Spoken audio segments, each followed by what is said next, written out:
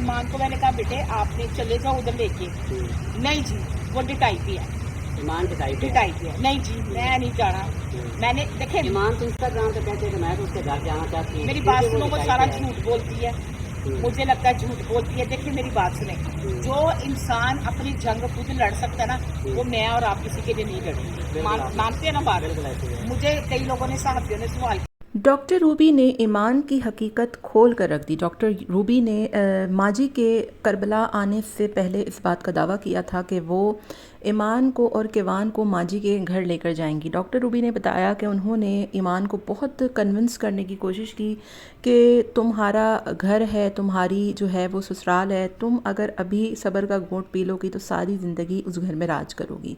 लेकिन ईमान का मौक़िफ़ है कि मैं 2 दफ़ा गई और मुझे उन लोगों ने सही से ट्रीट नहीं किया, इस वजह से मैं वापस आ गई। डॉक्टर रूबी कहती हैं कि ईमान एक इंतहाई बेवकूफ़ और अड़ियल लड़की है और वो झूठ बोलती है हर बात में। मैंने इस बात को नोट किया है। मैंने उसको बहुत मनाने की कोशिश की। मैंने कहा कि अगर मैं तुम्हारी जगह होती तो मैं 1 मिनट सब्र नहीं करती, अपने बेटे को उठाती, फिर चाहे मेरी माँ और मेरा भाई भी क्यों ना नाराज़ होते, मैं उस घर में वापस चली जाती और वहाँ पर मैं बैठकर सबके दिल जीतती और मैं उस घर में राज करती।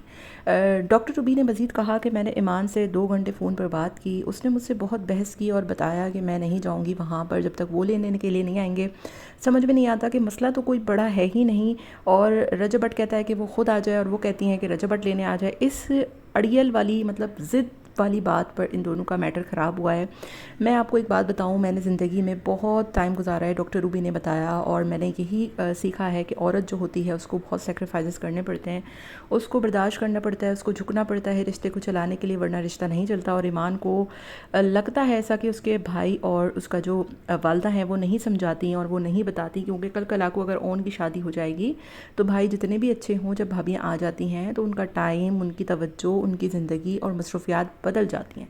ईमान को ये बातें समझ में नहीं आ रही। उसको लग रहा है कि सारी ज़िंदगी वो ऐसे ही अपने भाई के सर पे राज करेगी और घर पे इस राज करेगी। ऐसा नहीं होता। कल को भाभी आएगी, उसको अपना एक टाइम पीरियड चाहिए होगा और उसको एक अपना जो है वो स्पेस चाहिए होगा। कल को जब तुम अपनी भाई और भाभी के बीच में आओगी तो तुम्हारी तवज्जो और तुम्हारी जो एक वैल्यू है उस घर में ऑटोमेटिकली कम हो जाएगी। डॉक्टर रूबी ने कहा कि ईमान समझने को तैयार नहीं है और वो आने को तैयार नहीं है।